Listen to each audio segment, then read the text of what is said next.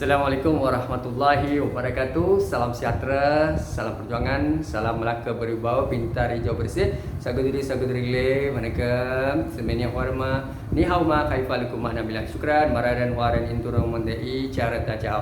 Tuan-tuan dan puan, saya Muhammad Anwar Fahmi Haridas bin Abdullah, selaku Presiden Pertubuhan Masyarakat Melaka merangkap penganalisis politik. Baik saudara, hari ini saya memikirkan bagaimana untuk membantu dari hari ke hari sentiasa sebagai penganalisis politik dan mahu membantu pihak kerajaan, khususnya kepimpinan kerajaan yang ada, Tuanku Sultan Daraja Melayu, seterusnya kepada agensi-agensi frontliner termasuk SPR dan sebagainya. Kita tidak sewajarnya hanya mengkritik ataupun memandang negatif ataupun kita melihat kelemahan agensi-agensi berkaitan seperti agensi penguasa ataupun dalam isu sekarang ni SPRM SPR. Baik, pilihan raya ni SPR. Baik tuan-tuan dan puan, isunya adalah dalam pandemik COVID-19, kita tidak boleh melakukan syarahan, ceramah, turun padang menjadi perayu undi ataupun pemimpin-pemimpin atau calon-calon mendekati pengundi dalam keadaan SOP yang ketat. Sebab sekarang ni pun kita melihat kes terkumpul di Melaka 1,530 kes COVID dan kes semalam saja 11 November 158 dan di ICU kita ada 23. Jangan lupa 10 lagi adalah memerlukan bantuan pernafasan. Kluster kena tanya KKM betul lah. Walaupun hearsay kita dengar ada kluster, tapi dalam maklumat rasmi KKM tak ada kluster. Baik, apa pun kita mesti ikutlah arahan rasmi KKM, MKN dan sebagainya. Baik, isunya bagaimanakah kita mahu membantu? Sebab saya melihat sekarang isu ini mudah apabila kita memberi ruang dan peluang. Saya tengah buat surat dan saya akan hantar secara drastik, email dan sebagainya kepada kepimpinan kerajaan, kepada RTM Astro Awani, kepada Tuanku Sultan, kepada pembangkang kerajaan Datuk Seri Anwar, Datuk Seri Muhammad, Perdana Menteri kita semualah saya akan hantar InsyaAllah dalam 5 minit lagi Saya buat memang banyak kerja lah banyak macam-macam saya buat untuk membantu, bukan menganalisa saja tau, bukan cakap saja sebagai penganalisis memberi pandangan dan sebagainya. Malahan saya membuat laporan polis untuk mengetatkan SOP. Saya minta semua orang berdisiplin. Tahulah kalau orang dah gairah sangat politik, mereka lupa daratan. Jadi kita tidak mahu apa berlaku di Sabah, besok orang kata NGO, rakyat, penganalisis, masyarakat semua kemaruf politik. Inilah puncanya kes COVID meningkat, kematian banyak bermula daripada Melaka. Kita tidak mahu dengar.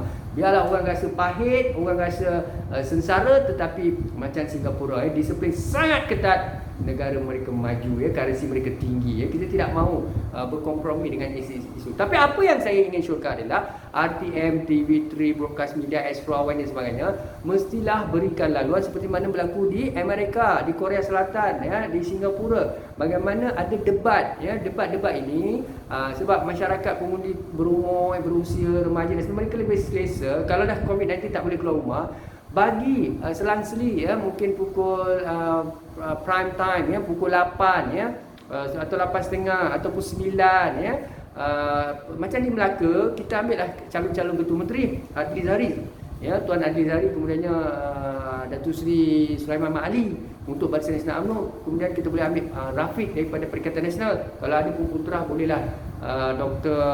Alwi Sari jadi dan beberapa calon lain kita boleh buat 5 minit bagi ruang jadi ini kalau kita amalkan dalam 1-2 hari ini, saya rasa rakyat dan pengundi ada akses kepada semua pihak ini dan mereka melihat kekuatan parti dan kekuatan individu. Jadi saya lebih suka apabila rakyat negeri Melaka memilih calon berdasarkan kepada kualiti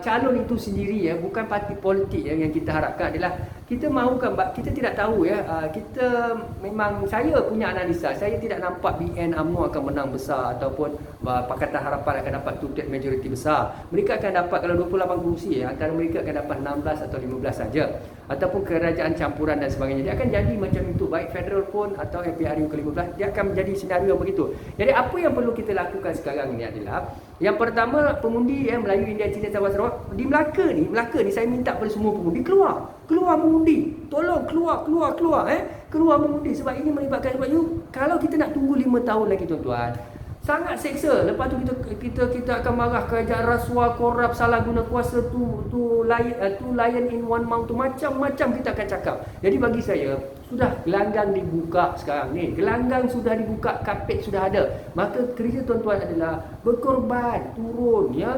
Pilihlah calon-calon yang berintegriti, berkualiti, berkarisma intelektual. Kita tidak mahu di kalangan mereka yang korap, salah guna kuasa. Ini masalah besok. Mereka yang tidak kompeten, tidak ada ilmu, tidak ada knowledge, mereka menang sebab parti. Jadi kalau rakyat melihat pada parti, yang bertanding yang ada PMR, bukan saya pandang rendah lah, tapi bila you tak ada pendidikan tinggi, you tak boleh fikir kritikal, tak boleh buat proposal, tak boleh buat blueprint, tak boleh buat dasawarsa, tidak ada dasawarsa blueprint dan sebagainya, sebab you tak ada knowledge. Dan you punya cara komunikasi, cara cakap kasar dan sebagainya. Ini sebab apa? Sebab ketinggian pemikiran aras tinggi itu tak ada.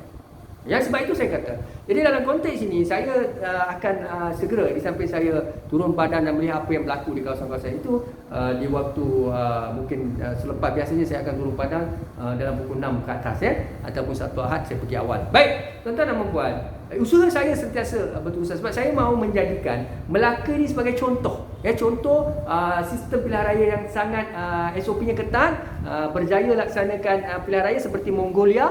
Ingat Mongolia, kerajaan Mongolia dia ada 3 juta rakyat dan mereka akses kepada internet 22% saja. Dan kita melihat mereka ada 79 parlimen dan mereka berjaya melaksanakan pilihan raya pada Jun 2020. Korea Selatan mempunyai penduduk 50 juta dan mereka punya akses internet 98% dan kursi parlimen mereka 300 dan keluar mengundi mereka hampir 66%. Dan kes kematian COVID pada hari selepas itu pilihan raya dilaksanakan 200 dan kita dapati 10,000 kes harian mereka selepas saja pilihan raya dilaksanakan. Jadi Singapura, Amerika, negara-negara ini telah melaksanakan pilihan raya dengan baik. Malaysia ni apa cerita, khususnya Melaka. Jadi boleh tidak ada masalah Saya harapkan kita akan berjaya lakukan yang terbaik.